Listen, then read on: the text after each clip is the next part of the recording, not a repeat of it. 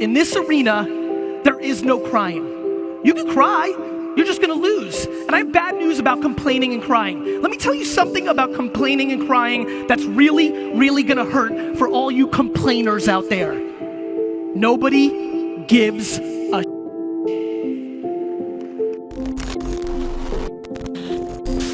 I think so many people are keyboard activists, right? Everybody's good at sending a tweet about how the world should be and nobody's doing anything about it, and that is just very much human nature.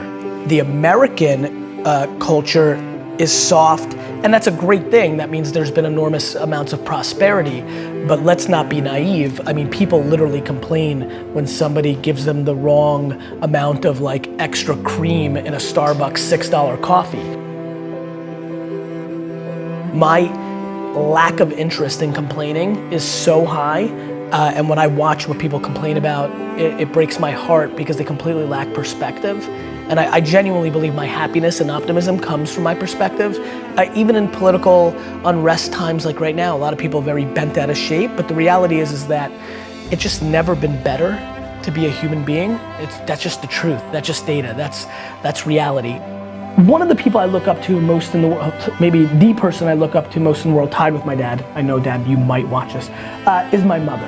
And hands down, and I mean hands down, the thing that I find most intriguing about my mom, and probably one of the things that I'm most happy that she's passed on to me, is her inability almost to complain. I'm very against complaining. I'm very put your head down. I'm very, don't you realize you're healthy? Like, to me, the only thing you should complain about is the unfortunate unluck of health. You know, somebody dying that you love in a car accident, or you becoming terminally ill. After that, it feels controllable. And so I really dislike complaining. I thrive on positivity, and so the way I deal with complaining is I try not to do it. I try to educate and empower people the lack of its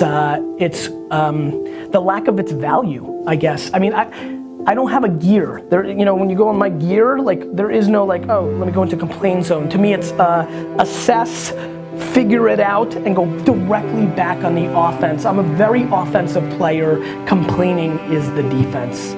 The quickest tell that somebody's a loser is complaining. Every kid, every girl, every guy, no matter your situation, the one thing you have is time, and you can work harder. And maybe mom and dad didn't have a whole lot of talent, didn't pass that much talent to you, and you're meant to be a C player at your max, but guess what? It's better than being a D player, it's better than being an F player, and it's definitely better than being a Z player. I'm writing a book right now. I have 3 or 4 books that I'm writing in my head, that's how I write them, called I Wish Everybody Was an Immigrant. It's a huge advantage. You're hungry. You get to appreciate it. It's amazing when you go to a different place. Very often, you went there for a reason, thus you're looking for the opportunity, right? You see the opportunity. Exactly. You see the opportunities here that are different than what you saw in San Diego or any parts of the US. That's a little bit, again, a little bit different. Most people come from places that don't have as many opportunities, and they can't even begin. I mean, I have not talked to an immigrant that doesn't have some level of disdain and or disrespect for every American they know. Because they just know. They see it for what it is, which is, holy crap, there is 87% of the rest of the world where you'd never have this chance.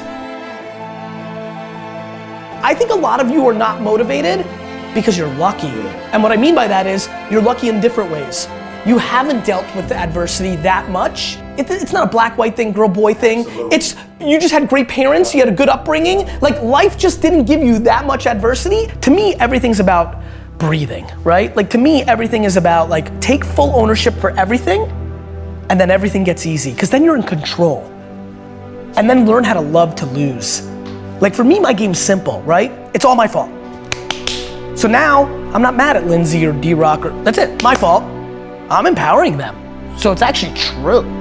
My fault. Now, oh, we lost this, or this didn't deliver, or we f***ed up. All right? So we all have losses.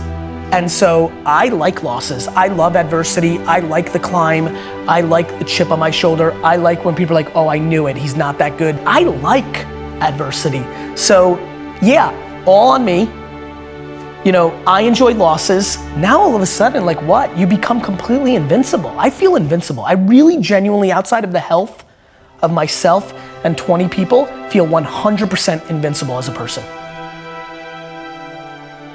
I am not interested in judging people's hustle. I'm interested in telling people how I've accomplished what I've accomplished, which is, I don't think I'm that talented. I do think I've outworked people. I think that's real. I also think it's controllable. I think anybody who's watching right now, they may not be the most talented entrepreneur or salesman or you know, an amazing craft of content, but if they outwork somebody, that is a variable that feels in control. Somebody wants to start a YouTube show, if they do it 365 days a year versus somebody that does it 137 days a year, and they're equally as talented, the person that does it 365 is gonna win.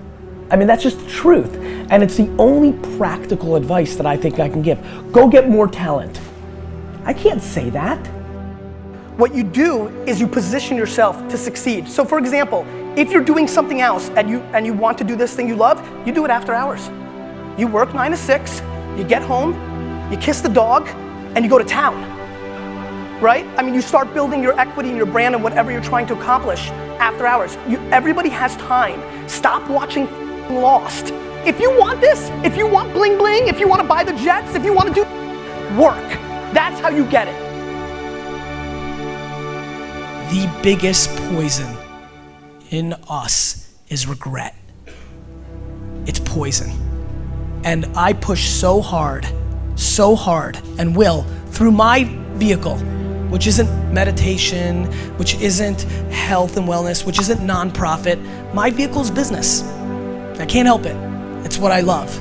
I love building businesses. I love competing with you. I want to beat you. I love that game. But through that vehicle, I will always push a lack of regret and awareness to how good it really is. You're more than welcome to tell me about how bad it is or why you can't, because or what, but it's just not true. Because if anybody ever did it, then you can too. Stop making excuses. Stop complaining. Nobody's listening. They may pretend they're listening. The market doesn't care. What you need to do is make one person happy, you. Then you can make everybody else happy. You know why I like making people happy? Because I'm already happy. And so I implore you to take this last little rant and really look at your face and understand, are you doing the things that are putting you in a position to succeed? Not just in a business world, but in life. When you're happy in life, your business can roll.